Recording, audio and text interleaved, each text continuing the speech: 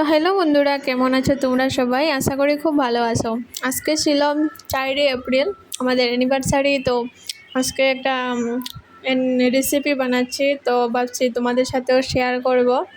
এই দেখো, এটা হচ্ছে মাশরুম দিয়ে আমি আজকে তরকারি বানাচ্ছিলাম। ভিডিওটা এডিট করে আপলোড করতে করতে অনেকটা দেরি হয়ে যাচ্ছে বন্ধুরা, তোমরা কিছু মনে করবে না। তো আমার ভিডিও তোমাদের কার কার ভালো লাগে অবশ্যই কমেন্টে জানাবে। সেদিন আমাদের অ্যানিভার্সারির 3 বছর পূর্ণ হয়েছে। আমরা কোথাও সেলিব্রেট করতে যাইনি বা বাড়িতেও কোনো রকম সেলিব্রেট করিনি সেরকম, কারণ আমরা খুবই গরিব পরিবার থেকে বিলং করছি। আমরা এত ধনী নই যে সব কিছু সেলিব্রেট করতে হবে। তারপরে আমরা বাড়িতে যে কিছু ভালো কিছু রান্না করে তো খেতে পারি, তাই না? তাই আমি সেদিন স্পেশালভাবে এই মাশরুম তরকারিটা বানাচ্ছিলাম। আর এদিকে ছোট ছোট পটলগুলো স্লাইস করে কেটে এগুলো ভাজা করে নিচ্ছি। আমার চ্যানেলের ভিডিওগুলো যদি আপনাদের ভালো লেগে থাকে তাহলে আমার চ্যানেলকে অবশ্যই সাবস্ক্রাইব করবে বন্ধুরা। আর এই দেখো, তোমাদের সাথে কথা বলতে বলতে আমার তরকারি প্রায় হয়ে গেছে।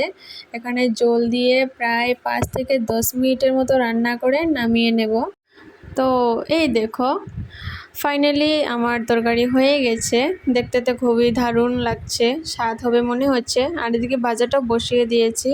আর ভাজাটা করতে করতে আমি ভাতগুলা বেড়ে নিয়েছি। আর দেখো, খেতেও বসে পড়েছি। ভাত খেয়ে ওকে আমি পান দিচ্ছিলাম, কারণ ওর পান খেতে ভালো লাগে। ওকেও দিয়ে তারপরে আমিও খেয়ে নিলাম। তো আজকের জন্য এতটুকু বন্ধুরা, বাই বাই।